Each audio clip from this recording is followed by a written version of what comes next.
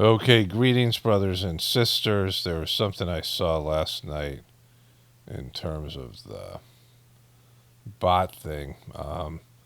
You know, I'm averaging around 4,000 views, which is, it's a little bit down from previous, whatever. People, if they want to continue to see this content, I haven't said this stuff in a while, but remember to subscribe, resubscribe, hit the notification button, and like videos and comment. Can be as simple as an emoji. Any way that you can let the YouTube bots know that you're still interested in seeing the content, because I was getting a lot of messages where people were saying, yeah, I haven't seen this in a while, like I've lost your channel, but all of a sudden out of the blue YouTube recommended it. Of course, I had the conversation with the bots.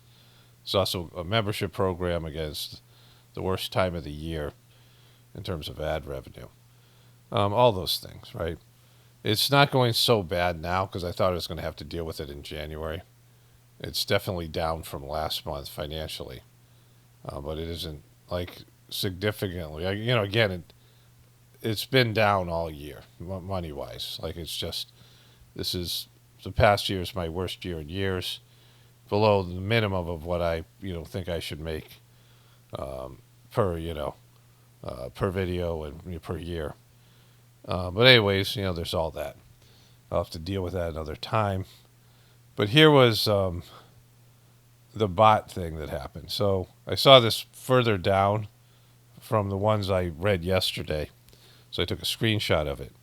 Paul, love it, Paul. You are always hilarious. I am just speaking the truth, and I'm glad that you find it enjoyable. I'm just speaking the truth.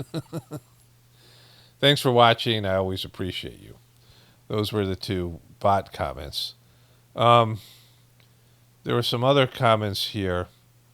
I talked about the whole thing where someone was mad at me because Chester Bennington, his wife, this whole thing. FYI, Paul, Chester Bennington was a child trafficking victim and was about to release a documentary with Chris Cornell, and both were red handkerchief for making the documentary, according to the conspiracy. Chester was the John Podesta's son, allegedly. That was back the Pizzagate days. Let me find that comment again. Was the John Podesta's son, allegedly. Maybe that's why a viewer took umbrage with you. They are QB, no doubt. Well, the thing about it is that may or may not be true. Probably not true. At least most of it or all of it, right? And the reason is that there's people in the truth community that just make up shit and fabricate evidence, which, it took me a long time to understand. And they could be, people who are in the intelligence community, like, Q himself is this intelligence community asset who's using the dopes in the QB movement to, we saw what they used them for, right? We saw what happened with the QBs and how that affected us in censorship. Like, so the QBs were used and they put out a lot of bullshit that wasn't true. And it wrecked the truth community, not just our reputation, their ability to profile anybody who was putting out truther stuff, but more importantly, it just dumbed it down. It made it stupid. It made the majority of shit that was coming out was stupid. And it took people who were right-wing people who didn't, I say this over and over again.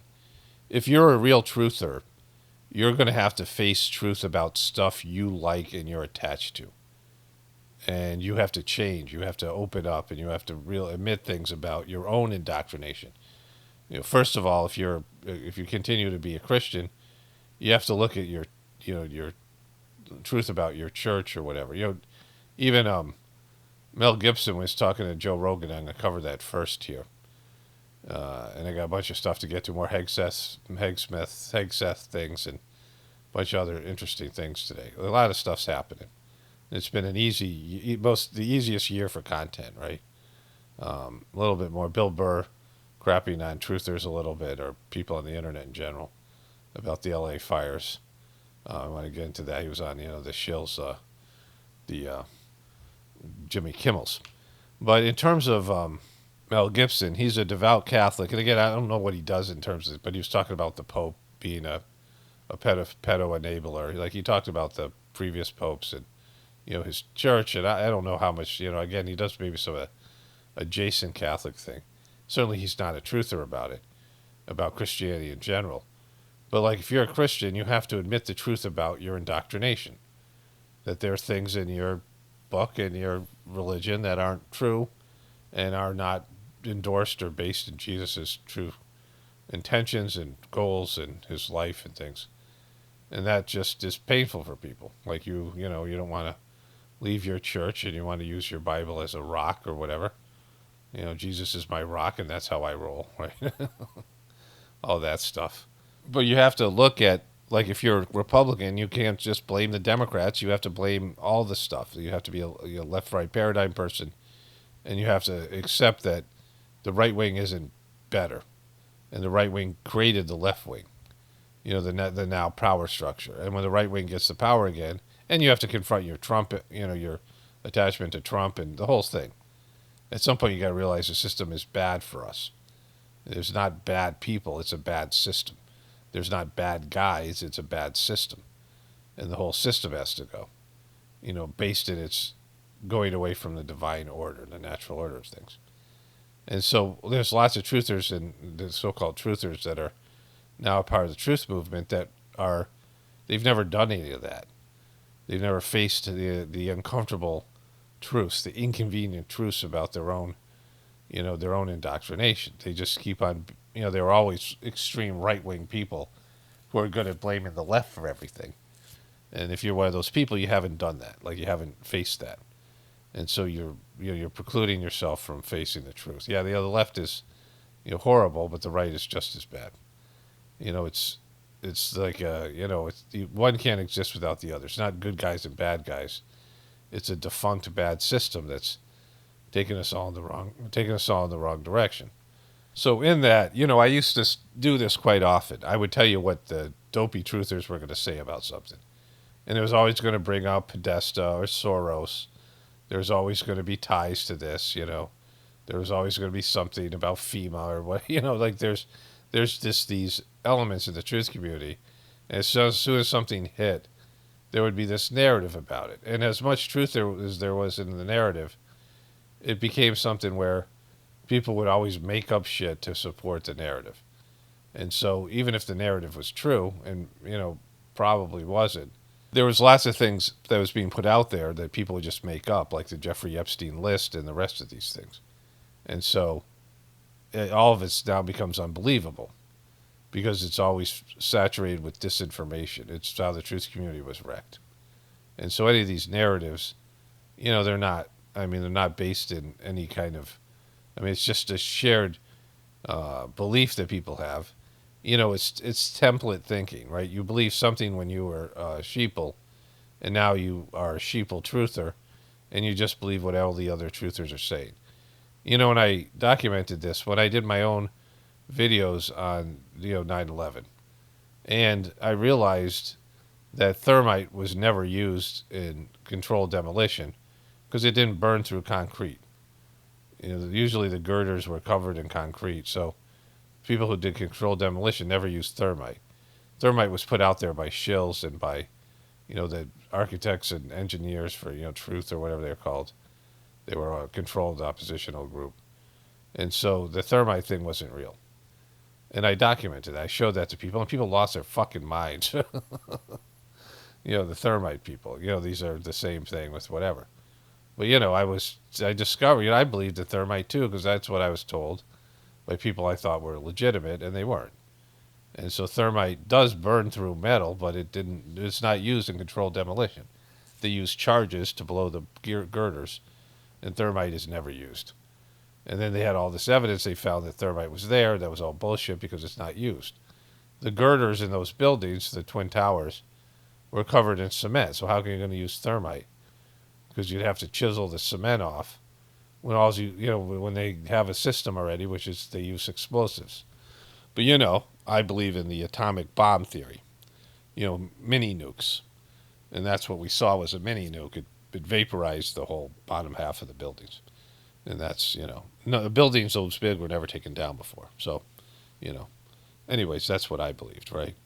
There's people who believe in lasers. There's all these things, right? And what happens is there's no consensus or no people just infight. They argue over it. Oh no, it's this and that, and so the truth community was wrecked in that way. There are a couple of people that were recommended to me when I asked my audience to recommend truthers that were, that I could advertise on their channel. There are truthers that would have similar audiences and similar.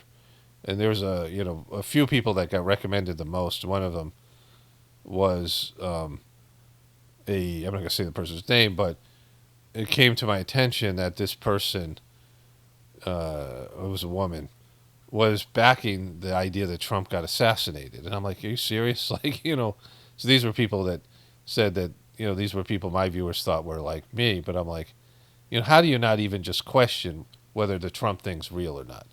That you just gave him it looks so fucking fake, right? The whole thing was so WWE.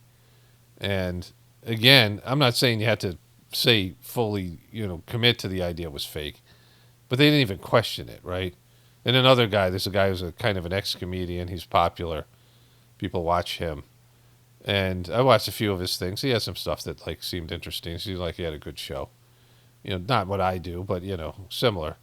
And he's got a guy on there from he has a connection with I guess it's Jimmy Dore and this the other guy, Kurt Metzger, and who used to do bits with Kyle Dunnigan. He's a comedian, and I know he's got a popular show, but he was not even questioning the validity of Trump's assassination because it was Trump. Having a Biden, they would have, right? I assume they would have.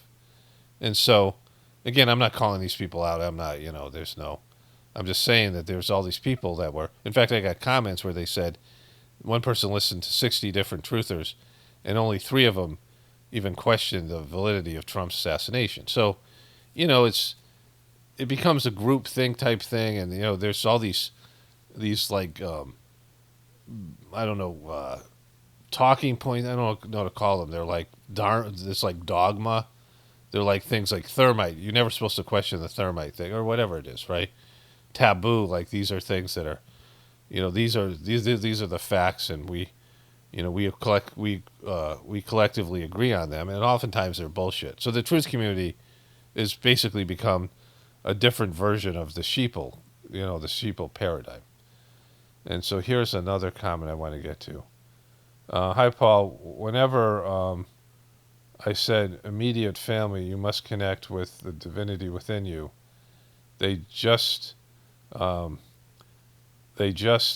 get it. Thank you for all your insights and sense of humor. And there was 3 comments underneath that. Love that. Well said. Thanks for sharing. So those were recommended comments that were those go back to the way they used to do it, right? 2-word comments, 3 options. Love that. Well said. Thanks for sharing. And that's not why I'm doing that. I'm just saying that's a little bonus. And then another person wrote, mine don't either. And so I want to talk about this simple idea. My book, My Friend Within, is children's book, and I should push that book more. There was a point where, a couple things did happen. So my family went to visit another family that did the Sajmark meditation. They were in St. Louis, and now they're divorced. And the guy had, it was one of the few people started with me when I was a preceptor, and he kept with it.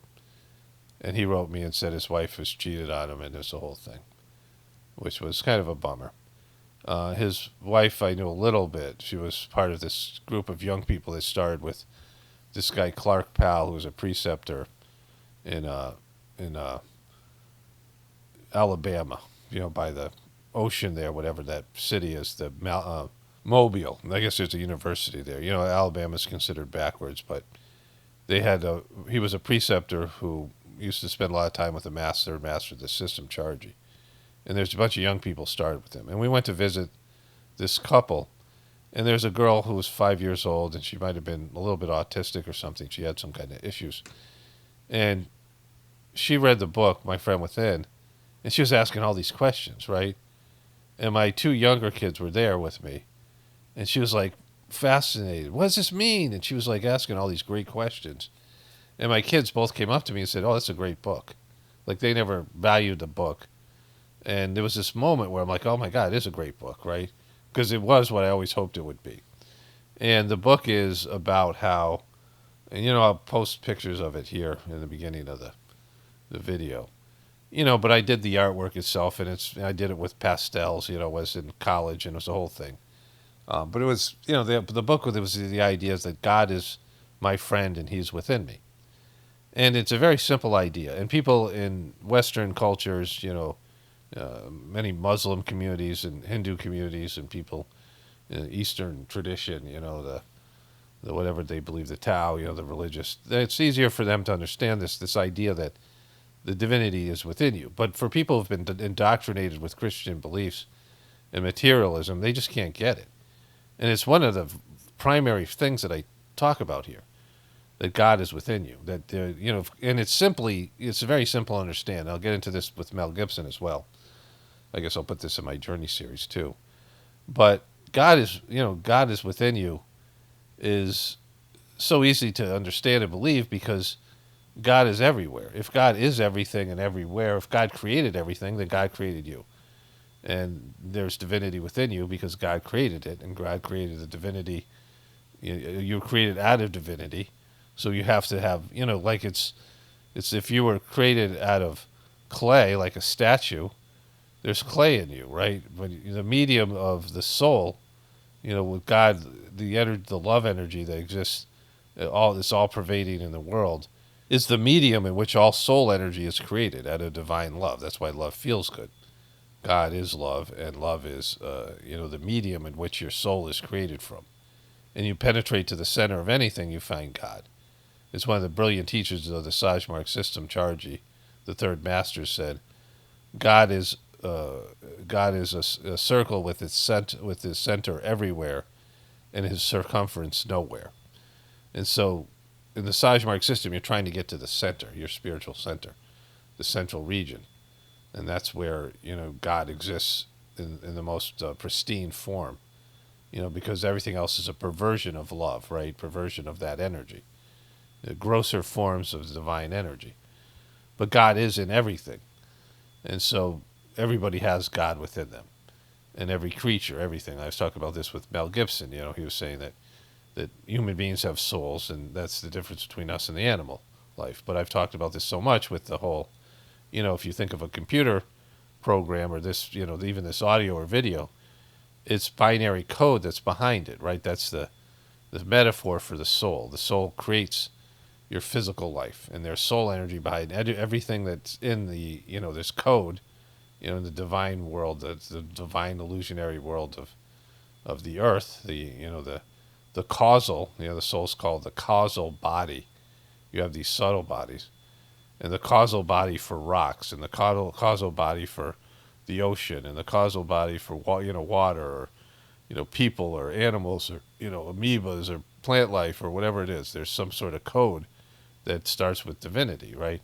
And people just can't understand that. It's sad, because that's the beginning of spirituality, recognizing that God's within you.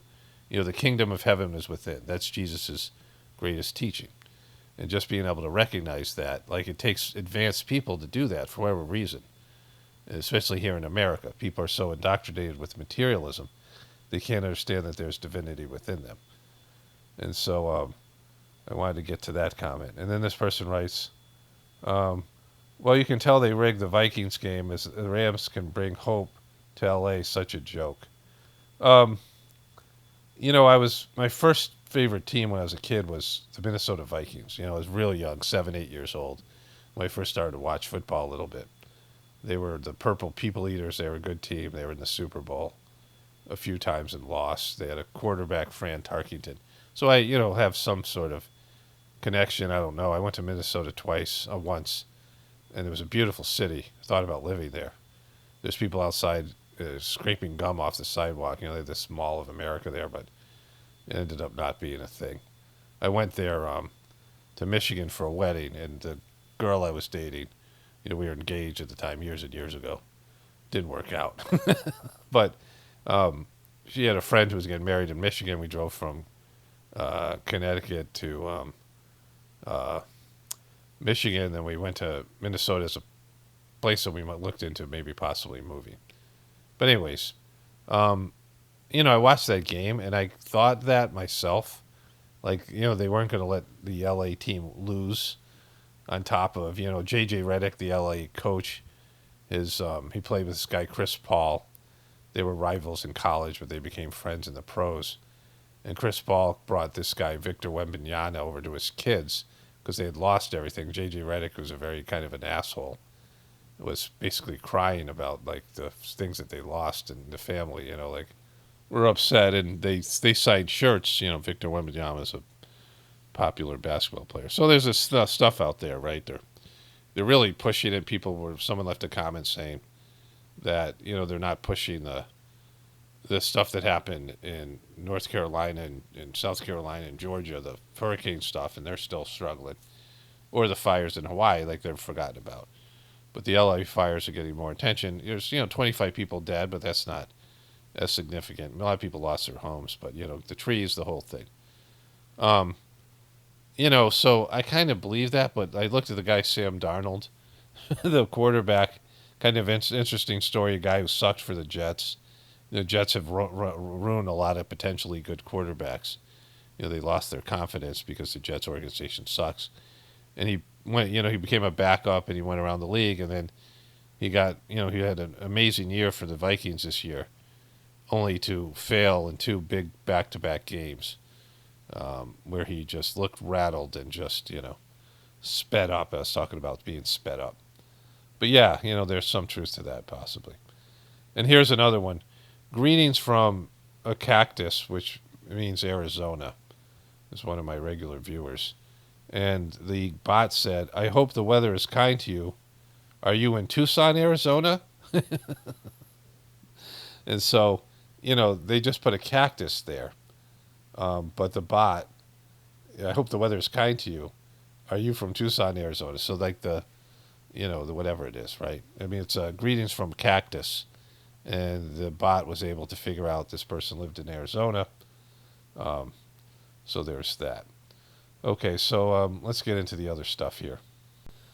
Okay, so I'm just going to show you some clips, and then I'll do the audio, because I want to put the audio in the Journey series, which I didn't do with the other audios.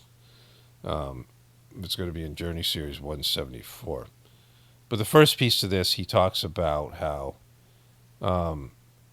he feels like everybody's responsible for Jesus' crucifixion.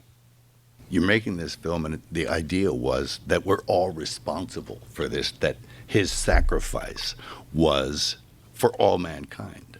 And so, that's not true, which I'll get into in the voiceover.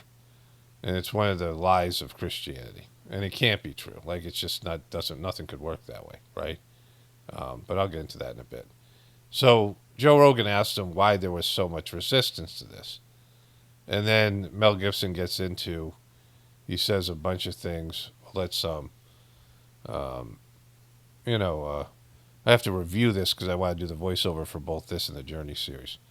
So let me show you these other clips. Here, I want to include this too here. And that for all our ills and all the things in our fallen nature. Our fallen nature, right? Like, this is a messed up dude. I'm going to switch over to do my audio, and then, so the Christian religion gets it half right. There was a rapper, I think it was J. Cole, that had a song or an album called Born Sinner.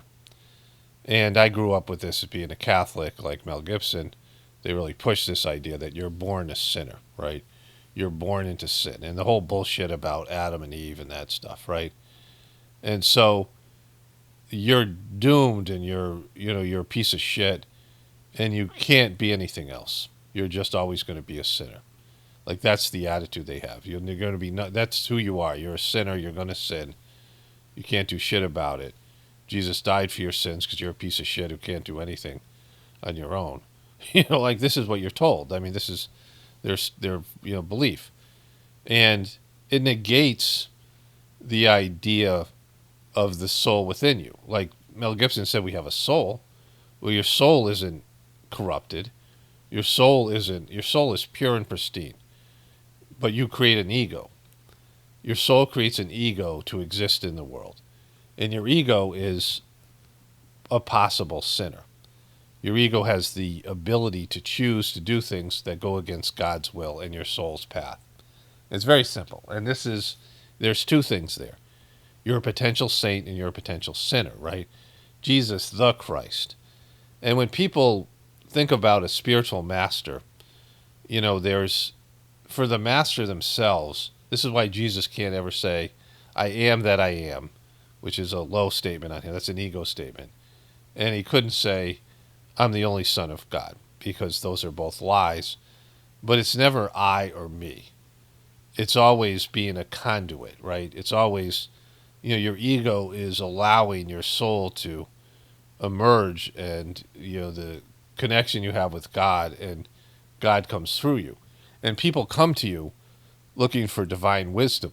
You are, you're being in that place where God is coming through you, right, as a conduit. So it's never you. Like the third master of the Sajmark system, Master Chargy, people called him master. I called him master at times. And he never said I was the master. He said this in the talk. I never thought of myself as the master.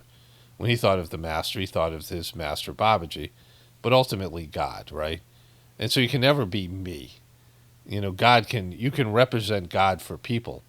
Like God can come through you, but it's never you. And it gets confused. People see you as a person with an ego, and then they're like, well, I thought you were a master. It's like, well, no.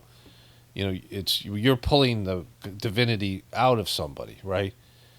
Sometimes you'll see it in lower levels of people, where all of a sudden God comes through them. I give that example of the movie called The Grand Canyon. And I believe the actress's name's Mary McCormick, and she's an older woman, and she finds a baby. And she doesn't know what to do with it. She has money, but she feels too old to raise it, but she feels attached to it. And she's running through a park, and a homeless guy walks by her, and he's just like mumbling, like, fuck yeah, like this, just mumbling. So it's kind of a neat scene. And he goes, keep the baby. and she turns around and looks at him. He's just talking to himself, being crazy homeless person, right? But somehow he channeled God and told her, just randomly. It's a great scene. Like, the movie itself kind of sucked, but I always remember that scene. And so, you act, God comes through other people in different forms, and divinity comes to you, and you pull divinity out of things when you're looking for divinity, right? But if all you're ever looking at is being a sinner, then you're again, this is a tortured soul that's Mel Gibson. But he was making Passion of the Christ, and he used his own hands. When you see I didn't watch the movie, but when you see the scene where he's nailing Jesus's his arms to the his hands to the cross, right, 9-inch nails. He's pounding these spikes through these his Jesus's body. He used his own hands because he said, because I did that to Jesus. We all did, because he died for our sins and our fallen nature. And so you've fallen because you believe in only half the truth, which is you're potentially a born sinner. You're potentially a sinner, not born to sin. That you're not born into sin. You have the potential to make the wrong choices. But don't let yourself off the hook. That's the problem with Christianity. They've given you this deal. Oh, you're a worthless piece of shit. You can never be anything else. But this guy died for your worthlessness. You killed him, and he suffered, and he died for your sins. And that's all bullshit. Someone can't die for somebody else's sins. Your mistakes are your mistakes. Your good decisions, your divine work is your accomplishment. It can't be accomplishment of somebody else. Everything that you do in your life is either the good, the bad, the ugly. It's all on you, and you have to atone for it. It's some skaras, these patterns that exist, these attachments, these impressions that you create. You take with you when you die, and you have to. If you're an alcoholic in this life, you'll have an addiction in your next life, unless you deal with it. Like, you have to deal with it, and it can be dealt with through the cleaning process and the Sajmark system. but you still have to endure. I talked about this.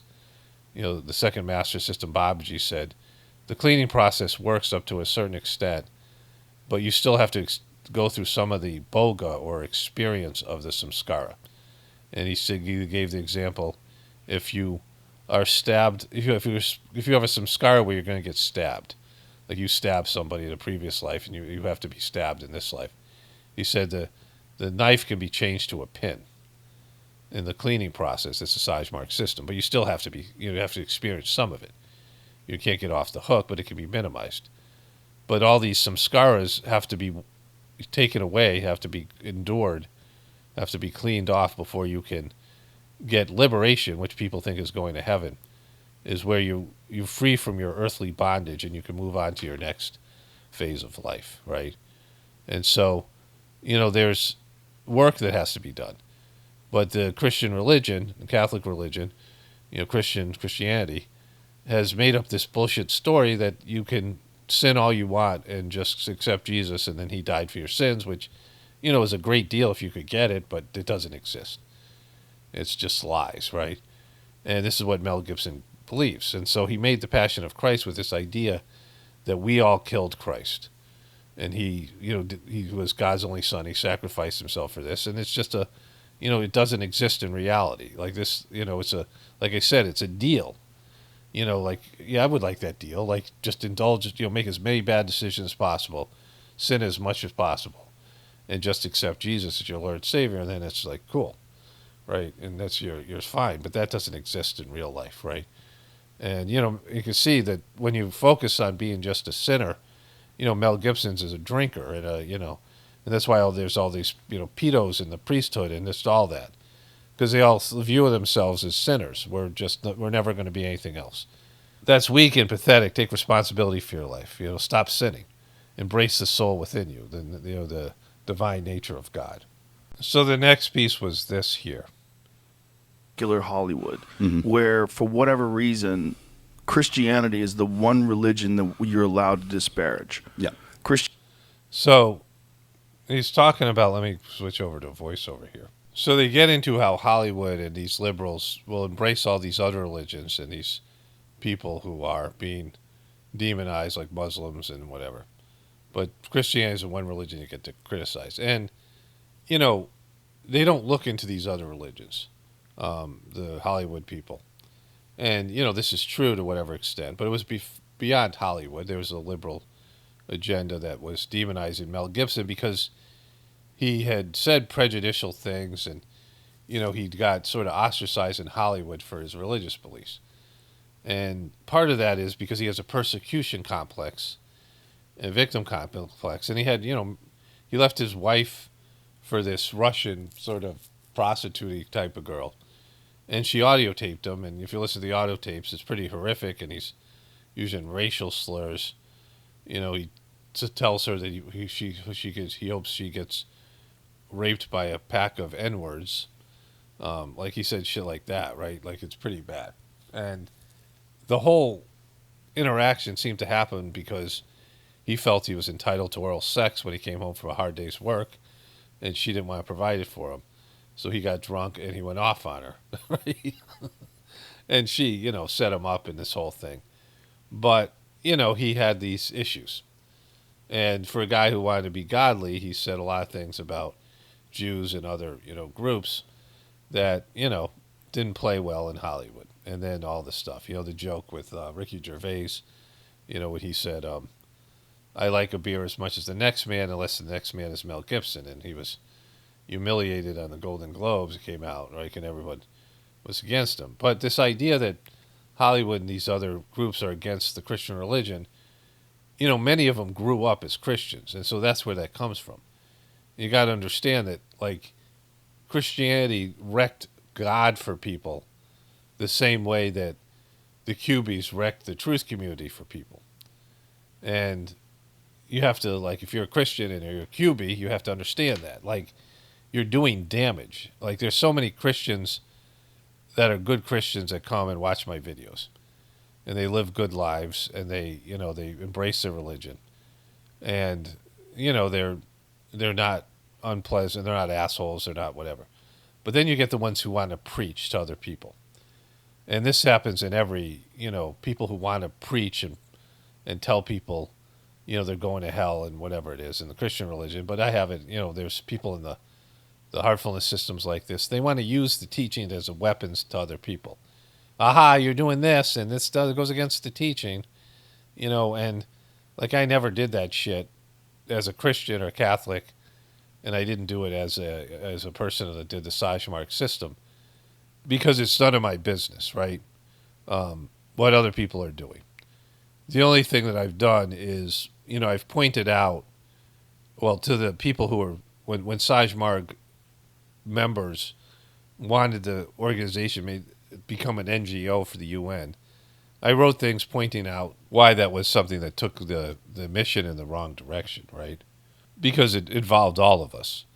But going to a person who I knew was, doing something that went against the teachings, I didn't really want to do that. There was a time where, I was no longer a preceptor, and I went over to this guy's house who was a preceptor, and the guy, he ended up quitting because his kid died, and his mom and his dad just died, and, he was a nice guy, but he, first of all, men and women are supposed to sit on different parts of the room, because there's different energies there, and it's really just for the protection and to get people to focus on spirituality and not other things, right?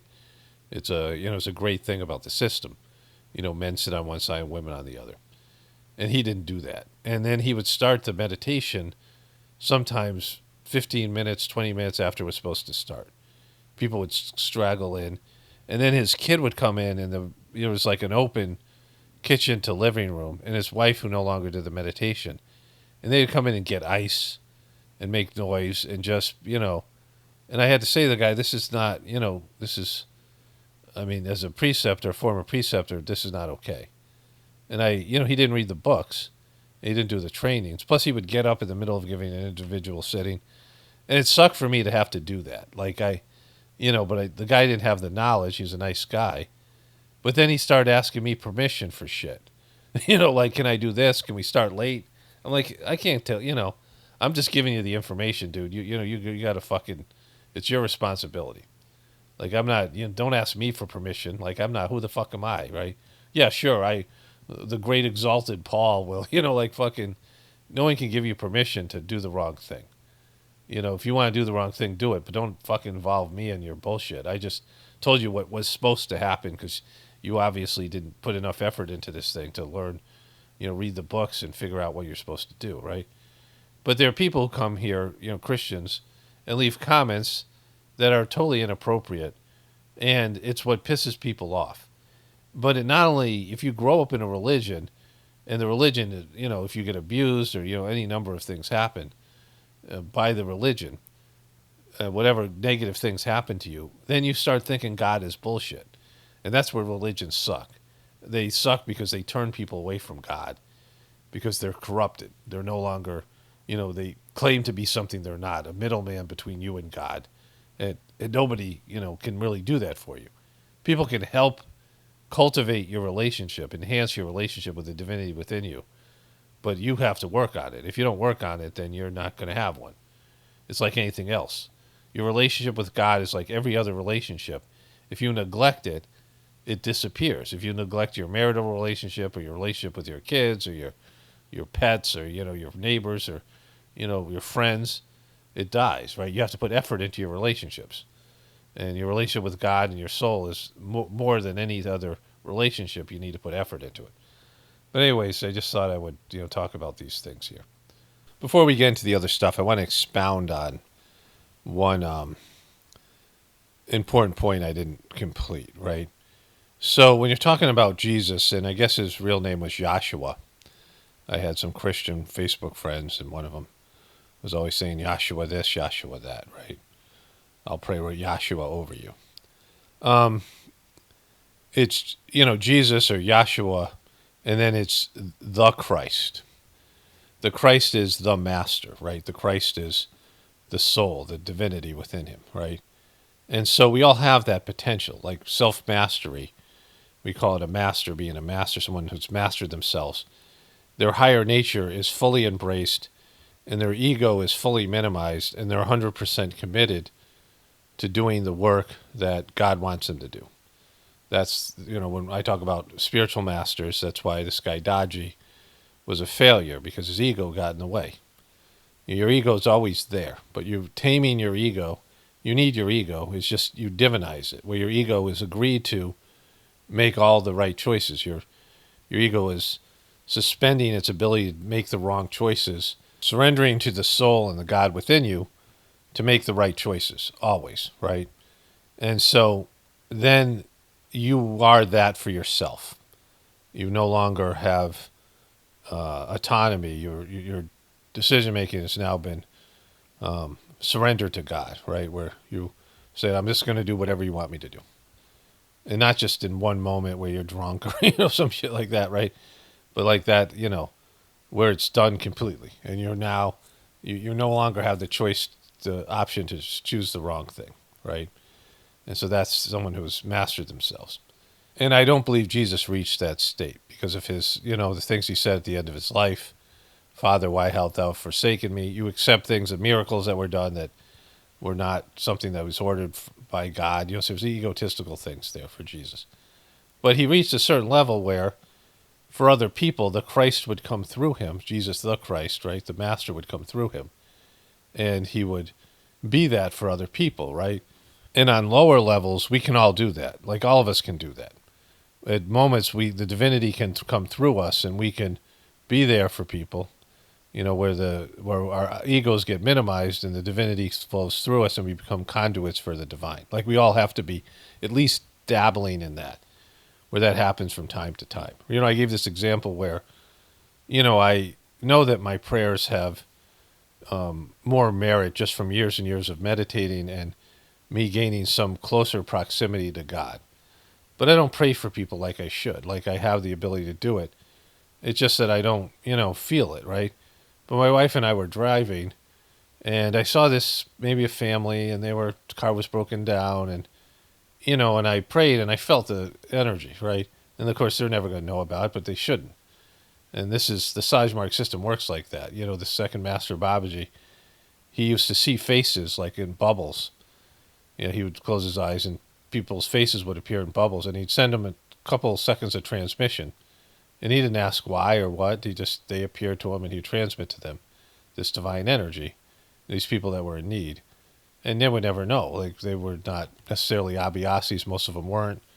They never knew about him, and they just, in their moment of need. I mean, you ever see the movies Bruce Almighty and Evan Almighty?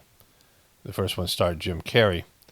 And he represents God, and he's hearing everybody's prayers, and he gets overwhelmed. And I know that happened for Babaji, at least, that he would hear people's prayers of the world. Like he was hearing prayers during World War II where both sides were praying to God to kill the other side, right? Which is, you can't, unless you do complete annihilation, you can't answer those prayers in that sense, right? But when you're, a higher developed soul, but even as someone who's just dabbling in spirituality, you can allow the divinity to flow through you, but you can't get egotistical about it. And you're just, you're doing something good, but you can't pat yourself on the back, right? It's something where you start doing something a little bit a little bit at first, and then more and more over time, and then at some point, forever. You just commit to it, right? And, I had these people write, when I first started doing the Gratefullness meditation, people were calling me master. And I was like, well, I know some things about spirituality, but I'm not a master. And then some person wrote, well, you might not want us to call you master, but, we still can or whatever, right? I'm paraphrasing. And I said, well, I answered the person in a comment saying, you might want me as your master, but who says I want you as my disciple? And for me, seeing how the masters of the Sajmark system were treated, all of them mistreated, especially the last one in terms of his successor. And of course, looking at Jesus and the disciples and saints and spiritual people, their parishioners, their followers all turn on them. I mean, they give them God and divinity, and somehow it isn't enough, right? And these motherfuckers, like Mel Gibson and these people, They want a guy who'll die for their sins. Like, that's what they think of us. People have been trained in Christianity, right? And, I want no part of that. Like, I could do more, and I'll do as much as in terms of what I owe the system, Sajmark system of meditation and God. Always, do what I can for, paying back what I've been blessed with, right? But I don't do it for other people because I know other people will fuck you over and turn on you.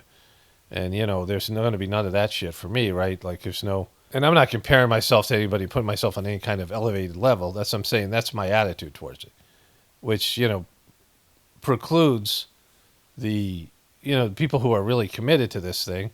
That's great. Great. Do it. And I want you to do it. Like, But for me personally, I've seen the failure in this doing too much for other people. You have to put the responsibility on people. And if they fail, they fail on their own. This idea that the saint or the spiritual master is going to do everything for you. A lot of it, like I said, the stuff that comes from Christianity, but it's very prevalent in India as well, and these other, various traditions, and that the guru is supposed to do everything for you, and you're just supposed to, show up, and that, leads to bad things because the people never take any spiritual responsibility, which they ultimately have to do. This is really important stuff because it's why you're here. Why everyone's here is their spiritual life, your soul's purpose. You have a purpose. Your soul has a purpose, and most people just don't want to hear that shit and don't want any part of it. Right? It's going back to the original comment where the person said that people don't want to believe their relatives don't want to believe divinity is within them. It's like sad, like how bad people have fallen. They believe in a soul, but they don't think they have any responsibility to connect with that soul. They don't think they have a responsibility to connect with the divinity within them, and they run away from God, right? This is one of the great things that Master Charji said about Christians. And again, he went to Christian schools. And he said, the problem with the Christians is they want a son and not God themselves, right? It's like you don't want to talk to your boss, you want to talk to your boss's son. Like the boss's son isn't as intimidating. The boss's son is more, can you go talk to your dad for me? This kind of thing, right? And it's a brilliant assessment because that's, Christians don't want connection with God directly. They want to the boss's son. They want God's son. Why not connect to God directly? No, we'll go to the son, right? You don't get to the Father unless you get through the Son, and then, the Son himself is now represented by the religion, which, so you can't get to the Son unless you do the religion. And it becomes these convenient layers because people don't want to hear what God has to say. Like you can ask God, you can connect with God anytime you want and say, God, just tell me the truth. Show me the truth. And when God shows you the truth, you run away from it. Like there's a great scene in the Mahabharata. So there is, there's Vishnu, who's this divine cosmic functionary, the god of preservation, right? There's creation, destruction, and preservation. And Vishnu has incarnated various times. And it isn't some Hindu bullshit thing. It's like a, there in every situation, there's creation, there is preservation, and there's destruction, right? In everything. So this isn't some just Hindu thing. This is for all of us. This is, just like Mel Gibson said, Jesus died for all humanity, which is like a bullshit thing. But there is a divine essence of creation. We create something, we preserve it, and then it's destroyed. That exists in everything, in everything that we do and everything part of our life. And there's divine beings, the higher developed souls that oversee this, these levels of, creation, preservation, and destruction. There's things that oversee everything. There's a divine soul that oversees death, right? When people think of the Grim Reaper, but it helps, creatures transition from life to death. There's a consciousness there, right? If you believe in a plan, there's these positions, and these souls don't stay in those positions forever. You occupy a position, and then you do the work until you move on to something else. It might take millions of years, or billions of years, but you still you do the job, and then you go do a better job. These divine positions that are available are something that are, like everything else, transitional. And so this divine being for preservation has incarnated multiple times, once as Rama, once as Krishna, and then other ones that people are lost ideas. And when he came in as Krishna, when he ever comes in, he has his divine self, which he comes in as Narayana. It's named Narayana. And he has his ego, which is called Nara. And his ego came in as this person named Arjuna, who was one of the best archers in the world, and he was one of the heroes in the five Pandavas. And he and Krishna, of course, were good friends because they were like twin souls, the ego and the divine essence. And Krishna says he's not going to fight in the Mahabharata because he can't take sides, but he's going to drive the chariot for the Pandavas and Arjuna. So they have these chariots that are more like spaceships, and he's going to drive the chariot, and Arjuna's going to be in the back shooting arrows, right? And again, these arrows can be charged with nuclear. I mean, this is part of the story. Like they understood atomic weapons in the Mahabharata 5,000 years ago, that they could turn these arrows into by using special mantras and things. And so, these arrows there was all these different things they could do to change the arrows into these cosmic weapons. And so they're about to go into the battle, and Arjuna has to kill his teacher, his uncle, and these beloved people because they're on the other side. It's a family feud. And he can't kill them, right? He can't kill his loved ones. And he breaks down crying, and he's like, I can't do it. He throws his bow down. And Krishna says, well, if I act, the whole universe, if I have to raise my hand and, we have to destroy this other side, they represent the bad side or whatever. And if I do that, like the whole universe, you have to do your duty. If you don't fight this war, then you're going to lose. And that can't happen. So Krishna shows Arjuna his divine self. And it's Arjuna's as the ego. It's his own divinity. And he shows him all the aspects of, this, like some of it's like, like some of the things that have to be done, destructive work and whatever it is. And Arjuna's like, holy shit. Okay, I'll fight. Just don't ever show me that again. Right? And so he's supposed to be this, he's part of this divine cosmic functionary. He's the ego, of Vishnu, right? The ego of Vishnu. And he doesn't want any part of seeing his divine self. He goes, all right, I'll do whatever you ask. Just don't ever show me that again. Like he doesn't want to see in his own divinity. I've said this. People are scared of the demon within. People are scared of the darkness within them. But they're even more scared of the divinity within them. And I've seen it over and over again. Their ego is, they're scared of their ego, but their ego is scared of their divinity. And they'll run from the divine aspect of their, when they start letting go and surrendering.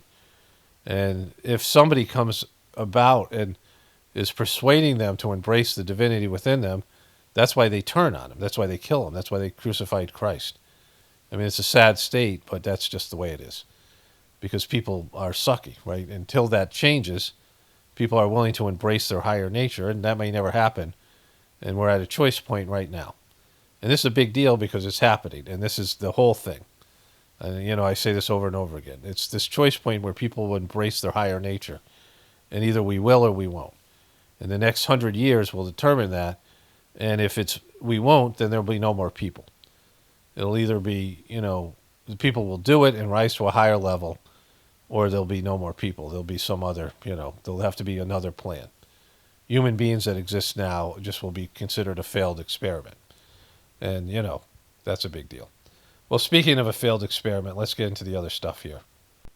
So let's start here with Pat McAfee. The Pat McAfee Show, Dove Men Plus Care. So, this should be going here.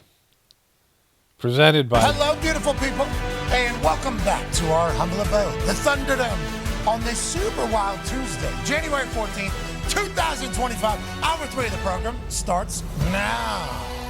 Football! He's wonderful. That's AJ Hawk. The Talks the Tables here at Boston Connor and at Ty Schmidt. Great hat, Con Man. Thank you very much. Yep. Team Moss Cancer, baby. Hey, Randy, let's go. I got some good news for you, but I do love what the team has done. That particular hoodie right there, March 17th, you cut the sleeves off of that thing. Perfect. That is a St. Patrick's Day dream. So they start here.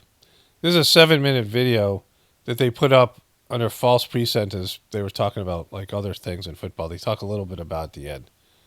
But tackle body odor everywhere Men Dove Care. And he's going to talk about this for 7 minutes. I'm going to show you a little bit about it.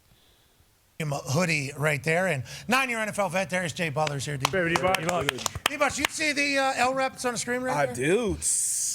Let me tell you a little bang! Dove Men Care, whole body DO. Foxy, why don't you go ahead and zoom in on this this bottle, because this whole body DO is something that is absolutely special. Whole body DO from our friends at Dove. It is fantastic. You popped the cap, obviously, and you just got Boom. magic right there. Magic. What's it smell like? Magic. Wow. What do you smell? Smells like magic. Like somebody that's clean. You don't smell like somebody that's trying to cover up your problem of being a dirtball. It smells like somebody that's combating what they have going on. You're actually getting better while using our friends, Dove, and their whole body, DO. Do you boys... Now, look, this is an old school type of thing. You know, radio show guys would have to shill shit, right?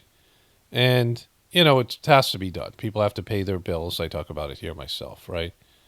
But then there's shills, and then there's Alex Jones. You know, then there's Pat McAfee here. Like, it's taken to the next level. You know, I mean, there's one thing where you endorse something. There's another thing where you just go all in. Like, it just keeps on getting worse here. Smell it over there? It smells wonderful. Wow. Fighting BO. Armpit. What? Toe crack. What? At a time. Ground. From your friends at Dove. Love you, Dove. Love you, Dove. Should be Love you, Dove. Caveat. Still got a shower. Yes, this is for on top of that. Exactly. Yeah, this is not a You still got to shower just because, you know, their viewers don't want to shower. shower pill. Yeah, exactly. That's nice. Shower This is pill. nice. This is not a shower. It is. We get some of that. Hey, it's got a pretty good. And also, the spray isn't like too much. It's like a good spray. Yeah, look at that spray. I mean, that's certainly not how you're. Oh, and it's like. It's the greatest smell in Don't the you world. worry about touching nothing. Yeah. Okay, you don't have to use your face trimmer with your private trimmer. This one's a spray. Bingo. Boom. Popping tops. I got a little bit coming through here. You smell that? Yeah, He just was smoking a cigar, bro. He got caught smoking a cigar. yeah. Oh. Oh, watch out for your face. The other way, Jason Lee. Don't eat it. Put your arm up. Aluminum free, obviously, that's a big deal. Yeah. That's it. Whoa, big deal, huge. No aluminum. Oh, they're saints over there. So this goes on forever. This kind of shilling. It's completely fucked, right? I mean, again, you know, it's only because they're paying you. Like, if you really love something and you want to share with other people, sure. But, you know, when you're just being paid to shill for something and you go in this hard, right? It's embarrassing. So the Pete Hegseth stuff is great because on the face of it, the guy shouldn't hold higher position because he cheated on both wives and his third wife, all three wives. He was cheating on one wife and one girlfriend, his baby mama girlfriend, who would become his third wife, with a girl who would later accuse him of sexual assault. And then his mom wrote him a letter saying, "You're a piece of shit womanizer." But then he claims he found Jesus, but now he wants to be in charge of the American military because that's what Jesus wants him to do. Right? You know, if you really found Jesus, then you probably would be anti-war, just saying. But anyways, you know, these Christians who are pro-war, you know, Jesus as a warrior and this whole thing.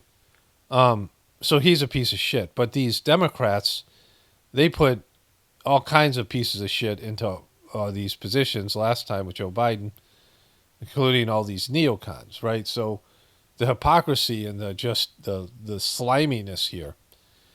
And so it's just a good example of why I say the system's not retrievable because it just gets more and more degraded. And so some of these things were hilarious. I showed you last time. I haven't watched this, but they have this little, I don't know, this little ogre here, this little troll. What do they call gremlin? Maybe gremlin. You're a very understanding chairman. I like that. Ms. Hegseth, He's like not Uncle Fester. Is it Uncle Fester or is it? It's the one for the Munsters. I'll figure out his name later when I stop here. But we'll show you a side by side at the end of this thing. You've written, and it's quote, "Oh yeah, and fire any general who hasn't carried water for Obama and Biden's extra constitution." This guy. All right, let's find the guy right now. It's the Munster's grandfather. If I don't get to go, I'll sit here and hold my breath till the color comes back in my cheeks. Okay, so there they are, Grandpa Munster and this senator. Unfortunately, the senator wasn't very entertaining, and it was kind of a boring exchange. Not what we're used to from the Pete Hegseth trial. But then Pete Hegseth goes into denial about the possibility that Trump might use martial law with let's just show you here. Okay, so this is about posse comitatus, where the military is used as a police force. Trump has already said he wants to do this. Trump already said he wants martial law. Trump says a lot of things that he's just talking shit. So it's hard to say with him, but it's a horrible thing, and we're going to see it in our lifetime. We will see martial law. Most of us will see it in our lifetimes. It's coming to a reality near you. To the committee, Thank and you you. are recognized. Thank you, Senator, and thank you for referencing the great Carl Levin as you introduced me. This is Pete Hegseth, right? This is Pete Hegseth. We miss him in Michigan. For those who I haven't met in my 1 week that I've been sworn into the Senate, I'm a CIA officer recruited after 9/11. I did Boom. Did you go to Yale? 3 tours armed in Iraq alongside the military, and have worked for 4 different secretaries of defense, both Democrat and Republican, proudly, and watched them make decisions that literally determine the life and death of Americans in the dark of night. I'm Darker night. also a Democrat representing a state that Trump won, right? We both won on the same ballot. So I understand that President Trump has the right to nominate his people. We are going to have policies that we disagree with. All of that, to me, comes very standard. What I think I'm most concerned with is that no president has the right to use the uniformed military in a way that violates the U.S. Constitution and further taints the military as that apolitical institution that we all want, right? And our founders designed the system so that, we had posse comitatus, that we weren't going to use active duty military inside the United States and make American citizens potentially scared of their own military. We went through our own experience with that with the British. As the Secretary of Defense, you will be the one man standing in the breach should President Trump give an illegal order, right? I'm not saying he will, but if he does, you are going to be the guy that he calls to implement this order. Do you agree that there are some orders that can be given by the Commander-in-Chief that would violate the U.S. Constitution? Senator, thank you for your service. Reverse, thank you for your service. But I reject Thank you for your service. No, thank you for your service. premise that President Trump is going to be giving illegal orders. No, I'm not saying he will, but do you believe there is such a thing? Jesus Christ. He said things like this, Hegseth. I mean, how slimy are you going to be about this? This is one real thing here that I want to cover because it's something that could happen, right? Is an illegal order that Joe Biden or any other president, Donald Trump, could give. Is there anything that a commander-in-chief could ask you to do with the uniformed military that would be in violation of the U.S. Constitution? Senator, anybody of any party Right. could give an order that is against the Constitution or against the law. Right. Okay. So are you saying that you would stand in the breach and push back if you were given an illegal order? I start by saying I reject the premise that President I Trump will be understand. giving You've done your any genuflecting illegal to him, orders but at all. This isn't a hypothetical, okay? Your predecessor in a Trump administration, Secretary Esper, was asked and did use uniformed military to clear unarmed protesters. He was given the order to potentially shoot at them. Helos flew low in Washington, D.C. as crowd control. He later apologized publicly for those actions. Was he right or wrong to apologize? Senator, I was there on the ground. And I saw the I understand, helo and I myself. respect that. I've been there. But I you're about understand to the be level the of threat Secretary of that was Defense. involved in that moment. I Was also he right understand to? So he was legality and the Sir, Constitution. was he and right the or laws of what wrong you to have. apologize? I'm not going to put words in the mouth of Secretary Esper No, or anybody else. He's being completely sleazy because the answer is I will not allow the military to be used to violate posse comitatus. That's the only answer. So he's already weaseling on this thing. And Apparently, Trump violated it before with those protesters in D.C., put military armed forces. And Trump has said he wanted to do this. Trump said he wanted to bring the military into various, Operation Warp Speed was one of those things, but that's not, a violation of posse comitatus. But he said about these other protests and things, right, that he was going to bring the military. And one thing to bring the National Guard, but again, they're not supposed to be used on your citizens. Trump has already believes this. Like, he thinks it's bullshit. He thinks that posse comitatus is bullshit. He clearly thinks it. Whether he'll act on it, we'll see, but someone's going to act on it, and it'll probably be Trump, and this guy's not going to stop him, right? He said him himself. You don't have to. What are you scared of? Did he do the right thing by apologizing? I'm not scared of anything, Senator. Then say yes or no. You can say no. The laws and the Constitution. Okay. In any so particular Donald scenario. Trump asked for the active duty 82nd Airborne to be deployed during that same time. Secretary Esper has written that he convinced him against that decision. If Donald Trump asked you to use the 82nd Airborne in law enforcement roles in Washington, D.C., would you also convince him otherwise?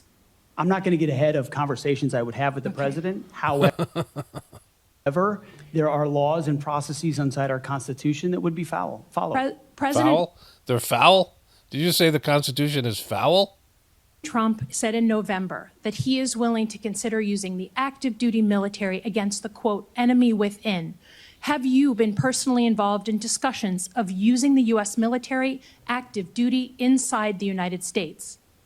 Senator, I'm fine. I'm glad we finally got to the topic of border security equaling national security, because it's been abdicated and ignored for the last 4 years. That wasn't my question. I'm just asking, have you been involved? You're about to be the Secretary of Defense, potentially. Have you been involved in discussions? Yeah, this was the thing that Trump said the enemy within was not just illegal aliens, it was the whole thing. These people who were, the enemy within was supposed to be the deep state or whatever it is. And those are American citizens. You can't turn the military on them no matter what your fucking belief is, right? There's laws and rules you just don't violate. And Trump's totally willing to violate them, and this guy's totally willing to let that happen because he's weaseling on it already, right? It's about using the active duty military inside the United States. Senator, I am not yet the Secretary of Defense. Right. I'm just asking. Okay, but you can answer questions about what you might do in a certain situation. You weaselly snake, right? Confirmed, I would be party to any number of So you conversations, haven't been in any of these which conversations? I would not reveal Who's this what guy? I have discussed with the President of the United States. Just or have not. you been in conversations? Who's this guy? You're going to be in charge of 3 million people. The active duty that I know you care about, I believe you care about. So have you been in conversations about using the active duty in any way? Whether it's setting up in detention camps, policing dangerous cities, have you been involved in any of those conversations? Certainly, I have been involved in conversations relating to doing What's happening back here with, is that his wife? things this administration has not, which is secure the southern border and not allow floods of illegals So to are enter you- our country so- through an invasion Okay. that threatens the American people. Okay, and okay, there I are got ways it. in which the military is already playing a role in that, to include 5,000 National Do you Guardsmen from believe Indiana and that the Texas. US We're at the border right now, allowing for border Will security. you So there is ask the plenty of active precedent duty for military military to members staff enforcing detention our southern centers? border. Our U.S. military is not trained in law enforcement roles. I think you know that, right? We've seen how that mission is difficult for them in places like Iraq and Afghanistan because that's not the training a uniformed military comes with. Do you support the use of active duty military in supporting detention camps? Senator, everything we will do would be lawful and under the Constitution, Okay, but I'm I gonna take that as a recognize yes. that this administration has abdicated its responsibility. President Trump is going to Okay, restore in the order at the spirit border. of- Okay, so he's just failing in this test. This is only his only test as far as I'm concerned. I don't give a shit about any of this stuff. And what's going to happen is going to happen. But, I'm not a Constitution person. I'm not a fucking America government, these things. I don't, I appreciate the good things that our system has given to us. But mostly those things are based in a demonic, debt-based economic system that's, eventually and probably soon going to collapse. And those are our economic privileges, which we get from a debt-based economic system and a rigged system that allows us to buy cheap goods and services from other countries that are impoverished, right? So we have these things. And we have freedoms that other countries don't have. Freedoms, again, is an illusion, but we're allowed to say things other people can't say, and, these things, right? Freedom of speech and some of these things. I mean, there's great things in the Constitution. And posse comitatus is a great thing because once your military turns on you, when your military's checking your papers on the street and viewing everyone as a criminal, and, again, military, like she said, isn't trained for police like I talked about in the last video. They're not trained to do policing. It was a disaster in Iraq. And so, this is a big deal. It's going to change everything. Once American military is on the streets, then your life is going to be significantly worse and different. I mean, things will be so broken down by then. And Trump's all in because he's talked about doing that. Preserving our the enemies from institution. invading. And yes, he has said Sir, mass I get your deportations filibustering. will be I get it. a part of what In happens. the spirit of preserving the institution that I think we both care about, legitimately, the Uniform Code of Military Justice. I've heard a couple of different things. One, you said you will not change the Uniform Code of Military Justice, which is what governs justice system in the military. Yes or no? You said that earlier. Those are I'm just laws, confirming. Senator, set by Congress. Okay, so you will not go to change it. You will not attempt to change it. You also said that JAG officers are potentially people who put their own interests in their own medals and promotions ahead of the troops. Senator Lindsey Graham was a JAG officer for most of his life. Is that what you believe about those who implement our justice system in the U.S. military? Senator, I was speaking about particular JAG officers I've had to deal with in my military Are you going to experience, get not involved? about a member of the United States Senate. Are you, as Secretary of Defense, going to get involved in the implementation of the U.S. Military Code of Justice? Senator, ultimately it will be. All right. So this, again, he failed this thing. And I think he wants martial law like Trump wants martial law. And we'll see how it all plays out. Okay, so there's some more Pete Hegseth things, but I think I got to all the interesting and funny ones. I mean, it's a Senate hearing. And then this happened here. I started a website, and we were a place where people could say, "Hey, my uncle is caught in his house. Hey, is anybody on this road? So and so's uncle is caught in the house." Well, one of the things I did was Alyssa Milano had 5 horses, and she couldn't control them and get them all out. And someone said, "James Woods helping Alyssa Milano," and it was a conservative person. I said, "Yeah, dude, she's a human being, and she's got animals, and she's scared, and she's doing the best she can, but she's, she needs help." Of course we're going to help her. That's what we need to do now. I don't have any liberal left-wing neighbors. I don't have any conservative neighbors. I have my friends and neighbors in the Pacific Palisades, and my heart and my hands and my ability to help them and vice versa. We are open to each other, and we are going to rebuild together. That's a promise. When the Paradise Fire. I can't believe you helped Miss Alyssa Milano and her fucking horses. What's wrong with you, bro? Those horses are fucking liberal horses, bro. I don't know what James Woods. I mean, I used to think he was a conservative, but now he's just like a liberal horse helper. Fuck that guy. This is from Fox News. The View knows the ship is sinking. Elizabeth J. Hasselbeck. Going to become an icon of MAGA and the American right. She's probably going to make a lot of money off of it. So I get why she did it. I say. I mean, right? And it's country music. I think I'll tell you right now, I wouldn't do it, even though I You can't would sing. not sing? No, I would not. I would not normalize him. And she says, "I love our country." How do you love your country and support and normalize somebody who was a convicted felon who really wants to destroy the country, in my opinion? My opinion. How can Carrie Underwood sing at Trump's inauguration? It's bullshit. Go, Joy. I don't understand how you say you love your country. Sonny is looking like a comitatus. Comatose? Like whatever the word is for having comatose. Like she's in a comatose state. At the same time as you normalize this convicted felon. If I believe I have the right to make up my mind to go perform someplace, I believe they have the same right. Of course. And so That's I have true. to, I have to support. Doesn't mean I'm particularly interested in what I won't be watching. They can't help themselves. Here with reaction, author of the children's book, God's Masterpiece. God's Masterpiece. Broadcaster Elizabeth Hasselbeck is with us. Don't you miss sitting at that table? You've got to, deep down, you must really miss that noise. You've got to miss it.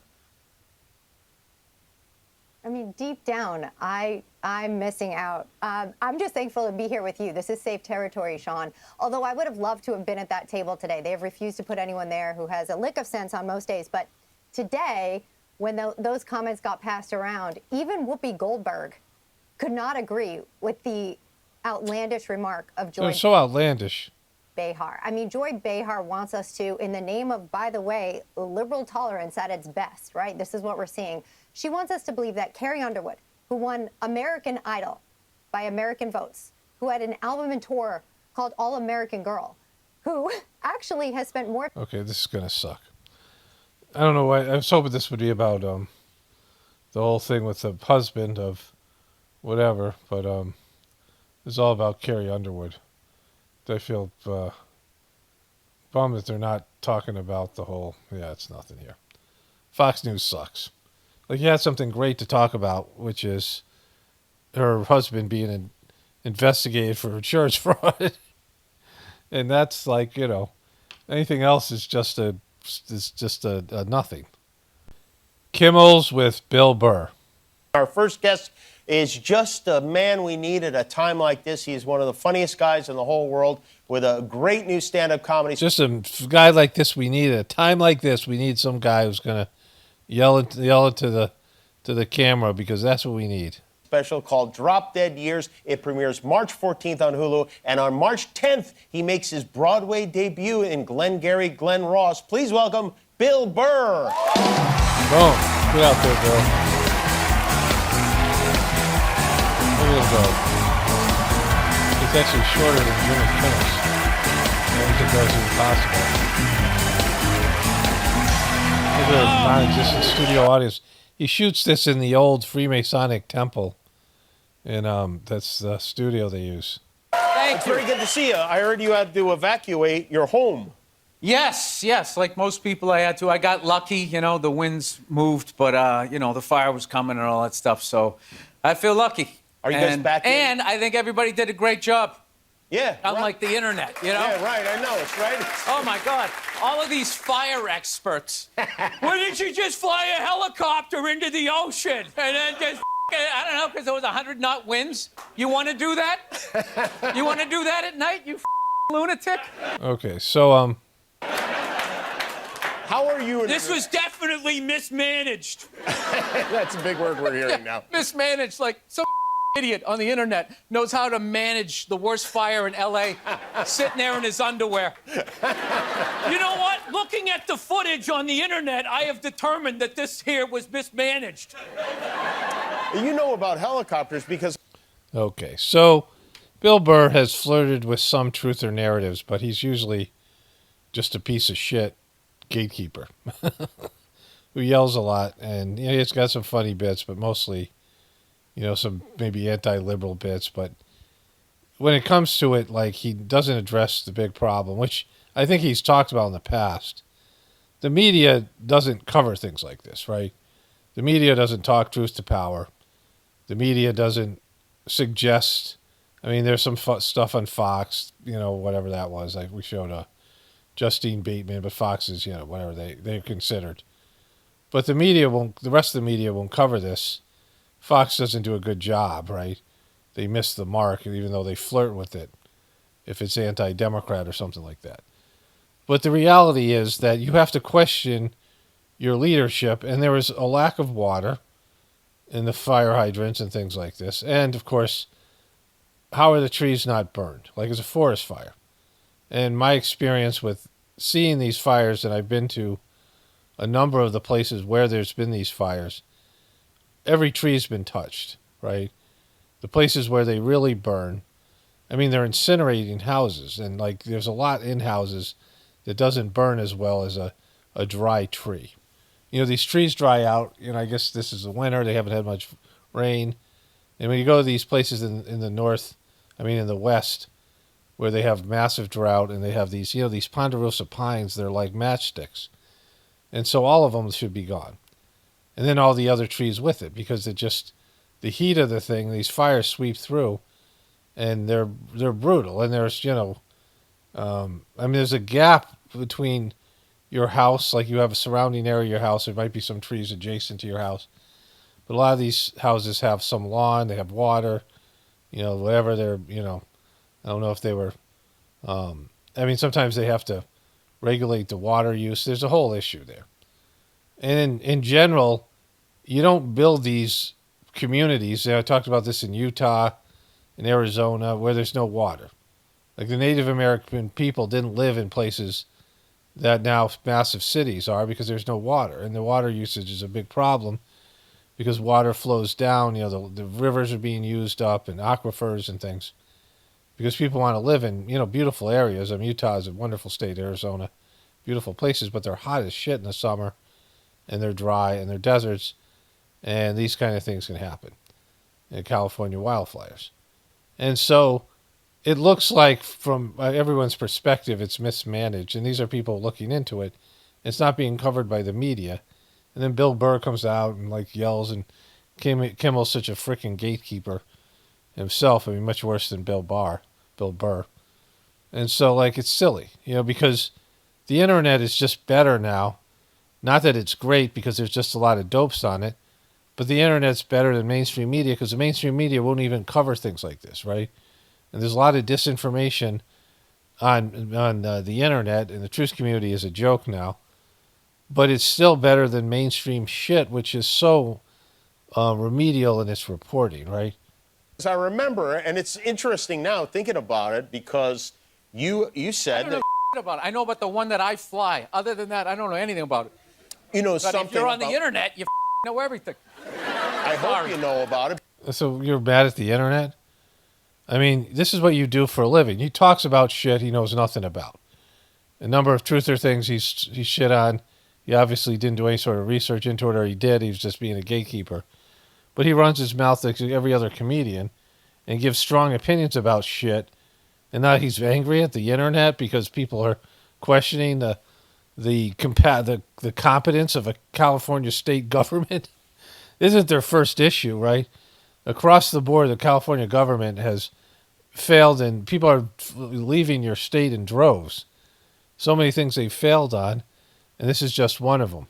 By the way, Israel has struck a deal with the Hamas. I don't know if that is a win for Trump because they're doing it because Trump is about to take office. But I guess that thing's over, at least for now. We'll see how, what happens with the invasion of the Palestinian people and the land grab and all the thing that goes with it. But that thing, at least in terms of, the Hamas hostage part, is over. I don't know how that'll move forward. Trump is going to 100% back Israel, we know, in whatever they do. But, just a little sidebar. Because you said that you got your pilot's license in case all hell broke loose in L.A., you could get out of L.A., and at any moment, did you think, I'm going to make a run for that helicopter? Well, the error in my thought was I didn't realize how expensive helicopters were. So all I have is a two-seater, and I didn't want to have to make Sophie's choice with my family. So, So he's worried about all hell breaking loose in L.A., which has happened many times before. L.A. is a fucking mess. They have a long history of corruption in the police department, and then all the other things that go with it. The violence in there, the police violence, the violence within, the gangs, whatever, earthquakes. I mean, all the things that are either, nature or the man-made things, and just vast incompetence. Arnold Schwarzenegger was their governor for a while. It's just a mess. Everyone knows California's a fucking mess. So much so he bought a helicopter so he could get his family out of there in case all hell broke loose. And yet he's criticizing people for questioning whether this fire was mismanaged or not, right? we all piled into the SUV like everybody else. But no, man, these guys were out there clearing the trees, getting the wires back up and everything. You know, I mean, it was like the perfect awful thing that could have happened, and it did.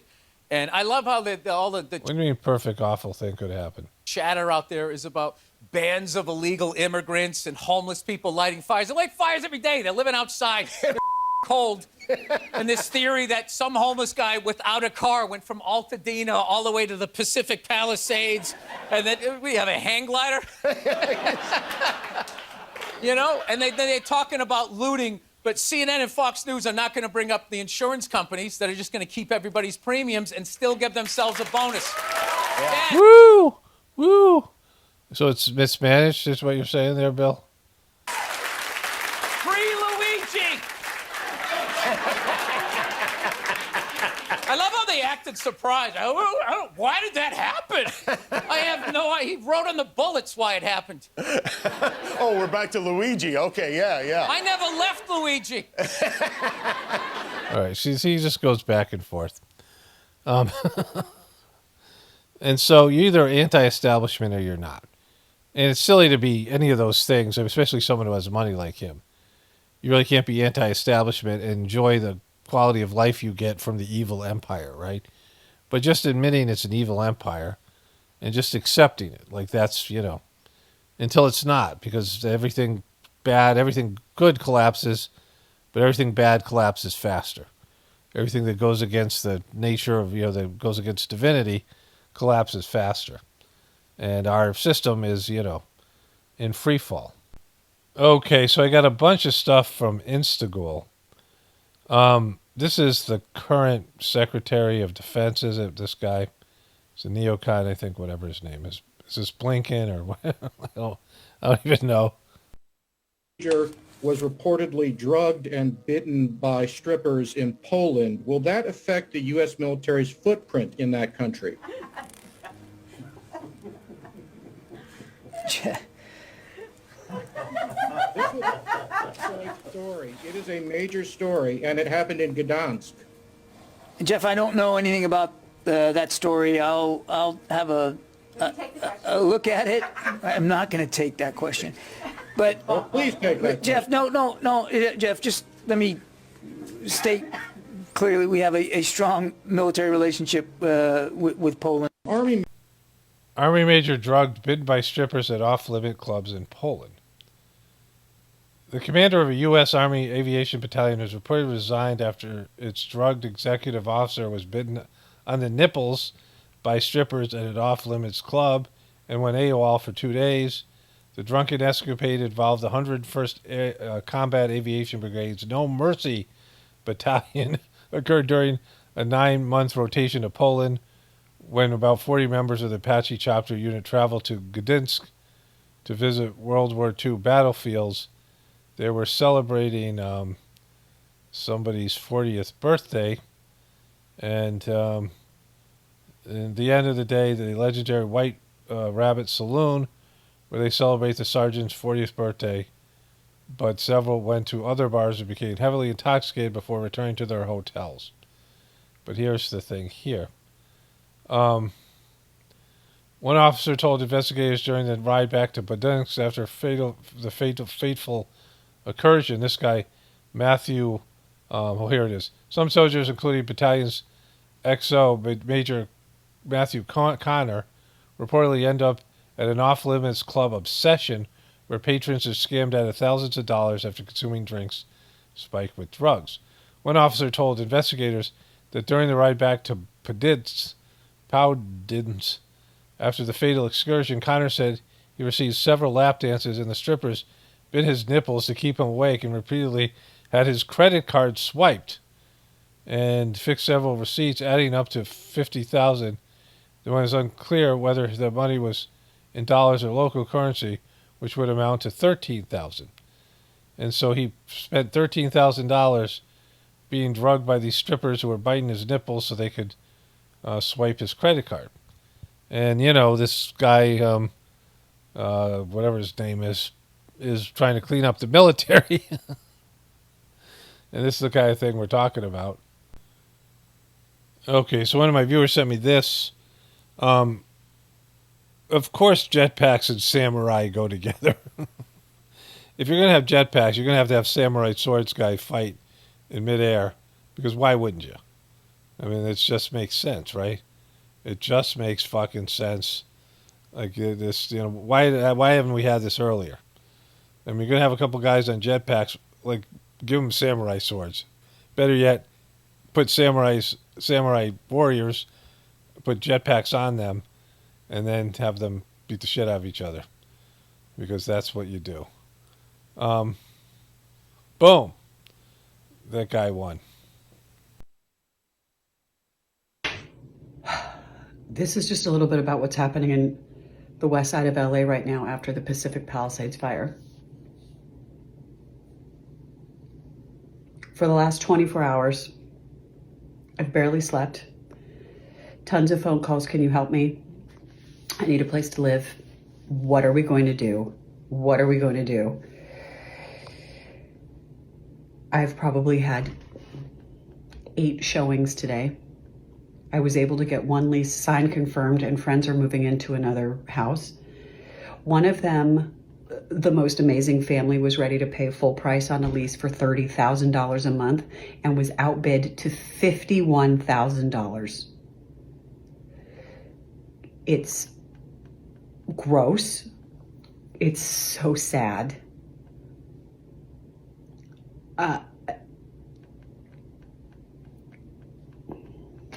That's what's happening now here.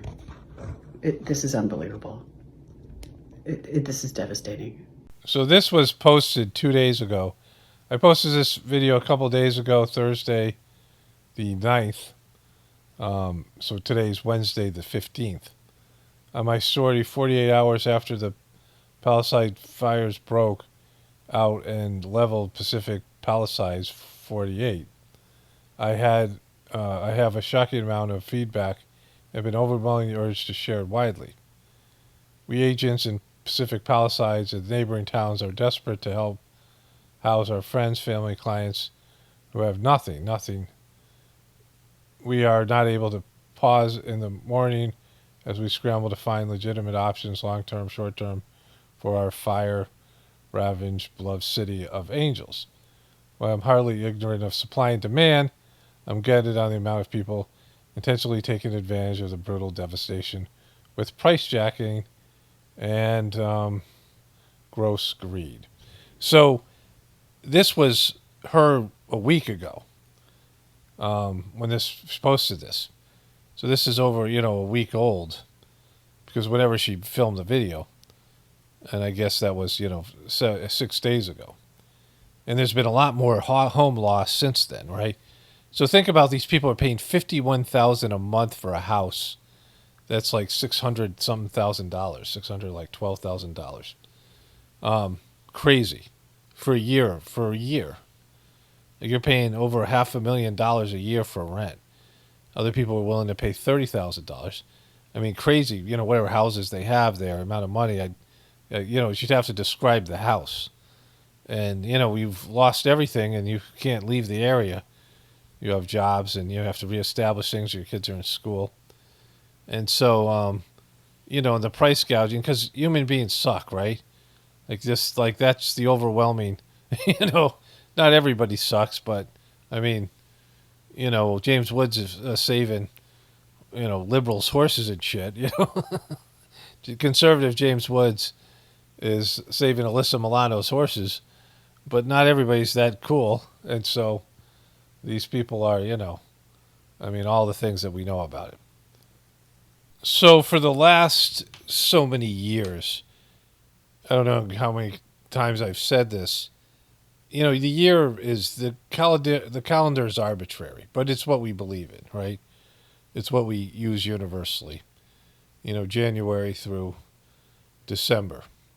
And there's 13-month calendars. There's different ways to, there's all these things. There's 14-month calendar. There's all these things, right? But either way, there's the seasons and there's, it's different in different places. But we have this calendar. And the last so many years, every year I say the same thing, that as the year begins, there is just there's an uptick in intensity and, all of the things that are going on, right? Like just big stories, more and more big stories every year. And it's like we've entered the quickening phase. And each year I note, like I said this last year for sure, that 2024 was already off to a big start. I don't know when I said it. I probably waited to say in February. But we're talking now already, just half of January is barely half over. And I'm already saying it this year. Of course, it's the year of the chaos, but it's just crazy the amount of story and the amount of crap that's going on. And, I get all these things sent to me and the things that I see, and I don't get to cover everything, right? It's just too much. It's overwhelming. And, the videos have to have a certain amount of length and a certain more sort of consistency. And sometimes I don't follow up on stories like I'd like because people have moved on. Think about that Luigi story. That's dead, and I said that during that story. Like, how long before this thing's dead and nobody cares about it? And then there'll be a hearing here or something, and it might come back around. But if you remember what OJ was like, the OJ coverage went on for like 6 months. Or even when Kobe Bryant died, how long did that last? That's not that long ago, 2020. Of course, that was with COVID. And there was, that time period. But even the COVID stuff. But now, everything moves so quickly. Stories don't last, and people's attention spans are so limited, and there's so much overstimulation. And then, of course, everyone ends up in these little Agenda 31 15-minute cities, because that's where, that's how the game ends, right? Or not, dead, or whatever else it is.